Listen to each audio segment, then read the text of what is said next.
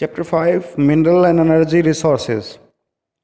Minerals natural chemical compounds हैं जिनकी एक यूनिफॉर्म कंपोजिशन और स्ट्रक्चर होती है and consist of rocks and ores. Minerals occurs in different type of rocks, ये डिफरेंट टाइप ऑफ रॉक्स में पाए जाते हैं। लगभग सभी मेटल्स जो हैं वो और यानी अयस्क के रूप में पाए जाते हैं। यानी आप समझ सकते हैं, देखिए ये सेपरेटली नहीं पाया जाता। कोई भी जो मेटल है वो रिएक्ट करके बहुत सारी चीज़ों के साथ में नेचर के में और एक कंपाउंड बना लेता है, और उस कंपाउंड यानी कि एक संगठन बना लेता है, और उसमें वो एक यूनिफॉर्म, हाँ ये जरूर है कि उसकी एक यूनिफॉर्म कंपोजिशन होती है। वो और है जो अयस्क है उसकी एक यूनिफॉर्म कंपोजिशन होती है, और स्ट्रक्चर भी उसकी केमिकल स्ट्रक्चर भी यूनिफॉर्म होती है, और वो रॉक्स के रूप में पाया जाता है, ओर्स के रूप में पाया जाता है। ठीक है, अब हम देखेंगे मिनरल्स की इम्पोर्टेंस क्या है। मिनरल्स जो हैं वो हमारे जीवन का एक ऐसा अंग है, अभिन्न अंग है कि जिसे हम अलग ही नहीं कर सकते अपने जीवन से। हम हर जीवन के हर क्षेत्र में मिनरल्स का बहुत ज़्यादा यूज़ कर रहे हैं, और हमारी इकोनॉमी भी डेफिनेटली मिनरल्स से ही रन करती है। ये क्या बात हुई, ये क्या हमारी इकोनॉमी मिनरल्स से ही रन करती है? यस, एक्चुअली इम्पोर्टेंस जो है मैन्युफैक्चरिंग के लिए इनकी बहुत ज़्यादा है। लगभग हर चीज़ जो हम बना रहे हैं ना वो मिनरल्स से बनती है। हमारी मशीनरी, हमारी टूल्स, रोड्स, हाउसेस, कार्स जितने भी हैं ना सब मिनरल्स से बने हैं भाई। मिनरल एनर्जी रिसोर्सेज के रूप में भी हमारे काम आते हैं। कोयला है या मिनरल ऑयल है, ये जितने भी petroleum, petrol, diesel, all these are minerals. Minerals as a food, even the food that we eat contains minerals, उसमें भी मिनरल पाए जाते हैं। जो हम भोजन करते हैं उसमें कैल्शियम, आयरन और इवन कॉपर लेस मात्रा में हमें चाहिए, बहुत कम मात्रा में। मिनरल्स एंड द ट्रेड, देखिए मिनरल्स मोस्ट इंपॉर्टेंट कंपोनेंट हैं नेशनल और इंटरनेशनल ट्रेड के, जिनसे हम फॉरेन एक्सचेंज प्राप्त करते हैं। हम मिनरल्स को एक्सपोर्ट करते हैं और हमें फॉरेन एक्सचेंज प्राप्त होता है, या फिर हम कई बार इंपोर्ट भी हमें बहुत सारे मिनरल्स करने होते हैं यदि हमारे देश में वो मिनरल प्राप्त नहीं है तो। क्लासिफिकेशन ऑफ मिनरल्स अब हम देखते हैं। We can classify minerals on the basis of formation। Formation के आधार पे कैसे बना है वो, किस प्रकार उसका निर्माण हुआ है, उसका कलर कैसा है, उसके आधार पे भी हम बांट सकते हैं मिनरल्स को। हार्डनेस के आधार पे, क्रिस्टल फॉर्म्स के आधार पे हम उनको बांट सकते हैं। उसकी लस्चर कैसी है, उसकी चमक कैसी है, और डेंसिटी उसकी कितनी है, उस आधार पर भी हम उन्हें सबको, इन सब आधारों पे बांटा जा सकता है। कॉमर्शियल पॉइंट ऑफ व्यू के आधार पर भी हम इन्हें बांट सकते हैं, और ये विभाजन कॉमर्शियल पॉइंट ऑफ व्यू से जो है वो इस प्रकार है। नंबर 1 मेटलिक मिनरल्स, देखिए ores of iron, copper, gold, silver, lead, aluminium, tin etcetera, इन्हें हम मेटलिक मिनरल्स कहते हैं, और इनसे हम मेटल प्राप्त करते हैं। ये दो तरह के होते हैं। नंबर 1 फेरस, जिनके अंदर आयरन और पाया जाएगा, वो फेरस कहलाते हैं, क्योंकि फेरस एक लैटिन नाम है आयरन का। तो फेरस मिनरल्स वो होते हैं जिनमें आयरन और पाया जाता है, और जैसे आयरन और, मैंगनीज, निकल, कोबाल्ट। अच्छा, अब नॉन फेरस मिनरल्स भी होते हैं, जिन metals containing minerals containing metal other than iron और are known as non ferrous minerals. कौन कौन से हैं भाई ये? Gold, silver, platinum etcetera. चलिए आगे चलते हैं। अब हम देखते हैं इसके अलावा कौन से मिनरल्स होते हैं। इसके अलावा होते हैं प्रीशियस मिनरल्स। मिनरल्स जिनकी बहुत ज़्यादा इकोनॉमिक वैल्यू है उन्हें हम प्रीशियस यानी कीमती मिनरल्स कहते हैं। जैसे गोल्ड, सिल्वर, प्लेटिनम, इनकी कीमत ज़्यादा है। और इसके बाद में नॉन मेटलिक मिनरल्स भी हैं। Minerals which do not contain metals are called non metallic minerals, जैसे कोल, पेट्रोलियम, माइका और manganese, mineral oil etcetera. There is deficiency of copper, lead, zinc and gold in India. India में इनकी कमी है, कम मात्रा में पाए जाते हैं कॉपर, लेड, जिंक और गोल्ड। इसके बाद होते हैं energy minerals. The minerals which provide energy और power are known as energy minerals. कौन कौन से हैं भाई जिनसे हम पावर लेते हैं? कोल है, petrol, natural gas, there are so many. अच्छा, अब मोड ऑफ ऑकरेंस को हम देखते हैं, कैसे पाए जाते हैं, किस अवस्था में पाए जाते हैं। Minerals are usually found in ores. ये अयस्क के रूप में पाए जाते हैं। ये अयस्क क्या होता है? What is ore? An ore is a mineral form an ore is a mineral from which metals can be extracted conventionally and profitably। जहाँ से हम मिनरल का जो ओर है, अयस्क जो है, वो अयस्क किसे कहेंगे?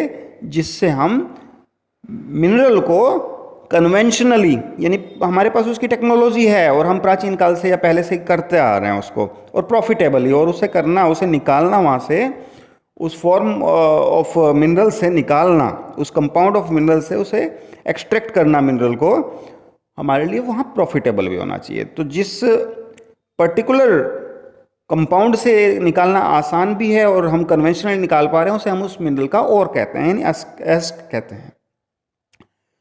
Factor affecting viability. अब कौन से फैक्टर्स हैं जो किसी मिनरल की वायबिलिटी को इफेक्ट करते हैं? Number 1, sufficient mineral content. देखिए, यदि हम किसी और से मिनरल निकालना चाहते हैं या किसी जगह से मिनरल निकालना चाहते हैं, तो सबसे पहले हम देखेंगे कि सफिशिएंट मिनरल कंसंट्रेशन होना चाहिए उस ओर के अंदर। ऐसा ना हो कि उस ओर के अंदर मिनरल का कंसंट्रेशन 2% या 1% या आधा % है या 0.001% है, और हमारे लिए उसमें से मिनरल निकालना कॉमर्शियली वायबल नहीं है, प्रॉफिटेबल नहीं है। दूसरा पॉइंट, टेक्निकली फिजिबल भी होना चाहिए। We must have technology to extract the mineral from the ore. उस ओर से उस मिनरल को निकालना जो हम चाहते हैं, वो बहुत हमारे लिए टेक्नोलॉजी भी उसके लिए होनी चाहिए, ज़रूरी है। For example, we have vast resources, reserves of thorium. India के अंदर हमें थोरियम चाहिए भी। हमें न्यूक्लियर एनर्जी की तरफ शिफ्ट करना है, तो हमें थोरियम की आवश्यकता है, और हमारे पास वास्ट रिसोर्सेज भी हैं थोरियम के, but do not have technology to process. लेकिन प्रोसेस टेक्नोलॉजी नहीं है कि हम उसे यूज़ कर सकें। खैर, वो भी आ ही रही है, उसका हमने धीरे धीरे दूसरी कंट्रीज़ से हमारे एग्रीमेंट हुआ है, ऑस्ट्रेलिया से, और बहुत सारी कंट्रीज़ हैं जो हमें सपोर्ट करने के लिए भी तैयार हैं, क्योंकि सब जानते हैं कि under the new leadership India, और पहले से भी हमारी जो छवि रही है बहुत अच्छी रही है कि हम पॉजिटिव और कंस्ट्रक्टिव यूज़ न्यूक्लियर एनर्जी का हम करना चाहते हैं। देखिए, उसके बाद कौन सा इंपॉर्टेंट पॉइंट है? कॉस्ट ऑफ एक्सट्रैक्शन जो है मोस्ट इंपॉर्टेंट फैक्टर है, कि जो इफ़ेक्ट करेगा इकोनॉमिक वायबिलिटी को एक रिज़र्व की मिनरल्स के, कि वहाँ से उस चीज़ को निकालना की जो कॉस्ट हमारी आ रही है वो भी बहुत ज़्यादा नहीं होनी चाहिए, एक्सट्रैक्शन कॉस्ट भी बहुत ज़्यादा नहीं होनी चाहिए। Type of formation. अब type of formation of ore और structure in which they are found determines the ease and the cost of extraction और the economic viability of minerals. देखिए, कहाँ वो पाया जा रहा है, किस स्थिति में, कितनी गहराई पे, और उसकी फॉर्मेशन किस लेयर्स में हुई है, किस कंडीशन में हुई है, उस सब पे भी डिपेंड करेगा किस स्ट्रक्चर में वो पाया जा रहा है, और वहाँ से वो मिनरल निकालना इजी है या नहीं है, उसमें कितनी कॉस्ट आ रही है, और क्या हमें वो निकालना चाहिए या नहीं। इसके बाद जनरली मिनरल्स जो हैं वो अकर करते हैं इन द फॉलोइंग फॉर्म्स। किन किन फॉर्म्स में हमारे पास मिनरल्स पाए जाते हैं, अब हम वो देखते हैं। In igneous and metamorphic rocks these are found. Igneous in crevices, faults और जॉइंट्स। क्रेवाइसिस यानी दरारों में, फॉल्ट्स में, बड़े दरारों में, और जॉइंट्स में, दो चट्टानों के बीच में जो जॉइंट है जहाँ पे लेयर होती है, जहाँ से वो मिनरल्स जो है मूव करके पूरी लेयर के अंदर भर गया होगा। The smaller occurrence are called veins. बारीक जो एक अकरेंस होती है उन्हें वेन्स बोलते हैं। जैसे नसें नहीं होती हमारे शरीर में, ऐसे नसों की तरह से वहाँ जाल बिछा रहता है ज़मीन के अंदर, दरारों में वो कोई एक पर्टिकुलर मिनरल भर गया होता है अंदर। जब वो लावा जो नीचे से गर्म लावा आया और पृथ्वी के अंदर जहाँ जहाँ चट्टानों में दरार बनी उनमें वो भर के ठंडा हो गया और बहुत बारीक दरारों में हो गया, तो उसको वेंस बोलेंगे। लेकिन यदि वो इकट्ठा एक जगह बहुत ज़्यादा मात्रा में इकट्ठा हो गया है और गुंबद नुमा आकृति वहाँ बन गई है तो उसको हम लॉर्ड बोलते हैं। Lord, LORDS, lords. They are formed when the minerals are in liquid molten or the gaseous form and gases form liquid they are formed when minerals are in liquid or molten form and gases force them upward through cavities towards the earth surface। Earth surface के अंदर जो की तरफ धकेलती हैं gases उनको, और नीचे से लावा आ रहा है, मोल्टन लावा, और गैसेज के द्वारा ऊपर की तरफ दबाव पड़ रहा है, राइट। और वो पिघली हुई या पिघली हुई फॉर्म में है, मोल्टन फॉर्म में है। और ऐसी स्थिति में क्या होता है, बीच में जो रॉक्स के बीच में जो दरारें होती हैं वहीं पे कई बार वो ठंडा हो जाता है, तो तभी इसका निर्माण होता है। दे कूल एंड सॉलिडिफाइड, ठंडा हो जाएगा, उतना प्रेशर नीचे से गैस का नहीं लग पाया कि वो सतह तक आ पाए, लेकिन रास्ते में जहाँ जहाँ दरारें मिली वहाँ वो इकट्ठा हो गया और ठंडा होने के बाद में वहाँ पे वेन्स और लॉर्ड्स की फॉर्म में वो इकट्ठा हो गया। टिन और कॉपर और जिंक और लेड, टिन, कॉपर, जिंक और लेड इस तरह से हमें पाए जाते हैं। तो अभी हम देखते हैं मिनरल्स इन डिकम्पोज्ड रॉक्स। अब डिकम्पोज्ड रॉक्स में भी मिनरल पाए जाते हैं भाई। Decomposition of surface rocks due to the weathering by physical, chemical और द बायोलॉजिकल प्रोसेस।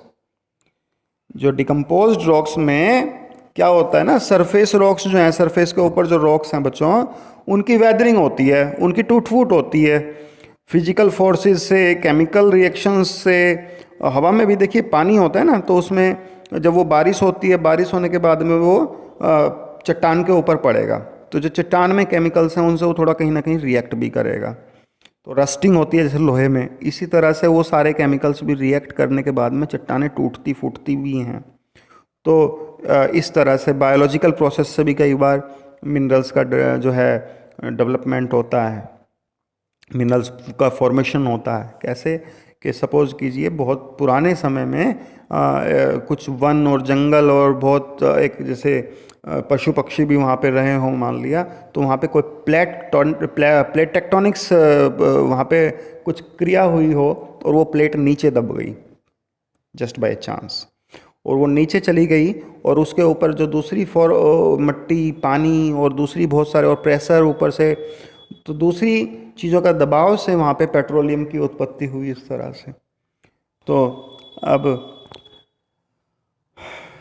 चलिए आज के लिए इतना ही मुझे लगता है। इसके बाद में ये टॉपिक हम कल करेंगे थोड़ा सा, generally minerals occur in the following forms, और इसके बाद फेरस मिनरल्स हमारे लिए आ जाते हैं, कॉपर नेक्स्ट वीडियो में हम देखेंगे, बॉक्साइट एट्सेट्रा, इन सब के बारे में। Thank you.